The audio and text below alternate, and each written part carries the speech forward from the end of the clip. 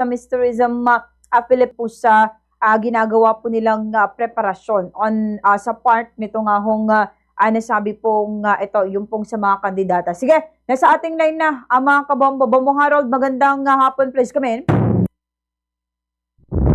Bombo Una, Kawayan.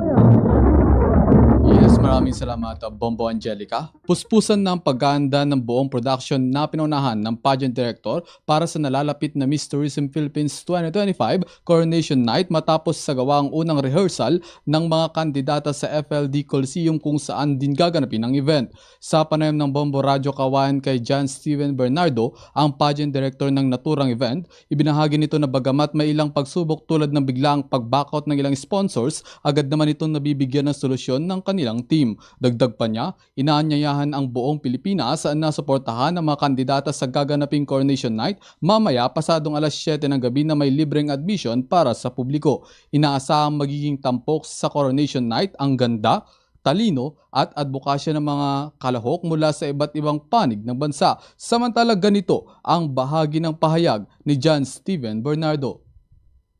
Actually, smooth naman po yung naging preparation namin, sir. May mga struggles lang, of course. Pero sobrang nagpapasalamat po kami sa City Government of Kawayan na naging sobrang open arms po nila sa pagpapaabot at pagbibigay po sa amin ng suporta.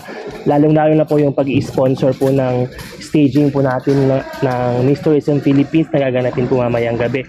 And of course, yung iba't iba pa pong ahensya ng LGU Kawayan na tumulong po talaga sa amin para maisagawa po yung napakagandang coronation po para mamayang gabi. Yes. Bitahan po namin kayong lahat, buong Isabela, buong probinsya ng Isabela at buong lungsod ng Kawayan.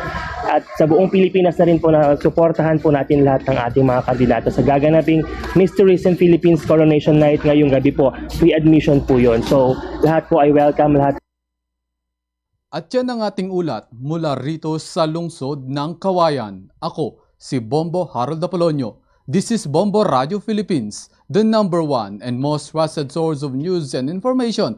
Basta Radio, Bombo! DZNC. Oo. So ito, Grand Coronation na mamayang Bombo Harold. So dito kasi nitong nakalipas na pagkakataon, meron mga preliminaries dito nga sa nangyaring dito nga sa Miss Tourism Philippines 2025. Pero na ba yung mga ito na itatalan na crowd favorite kung sino yung mga paboritong mga kandidata so far?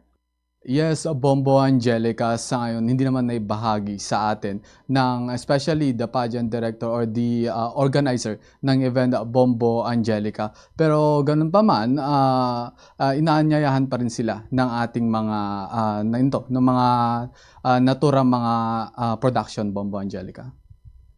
Okay, sige. Maraming salamat, Bombo Harold Apolonio report mula po rito sa lungsod ng Kawayan. So, ayan, may mga crowd favorite po kasi, di ba? Siyempre, parang, eto, bet namin si ganito. Go, go, go, Miss Kawayan. Go, go, go, Miss ganito. So, meron po yung nga pong mga kanya-kanyang gusto. Di ba? Nito nga pong mga kababayan po natin, mga kabombo. So, yan, talaga naman pong kung titignan po natin, di ba? Talagang, dito pa lang po sa mga preliminary, sabi ko nga, nakikita ko kasi yung mga pictures po nito nga pong mga kandidata, di ba? Na talaga naman pong they are equally beautiful, mga kabombo. So, ito po kanya-kanya po yung ang ganda nila. Kasi sabi nga ho natin, when it comes naman po dito po sa usapin po ng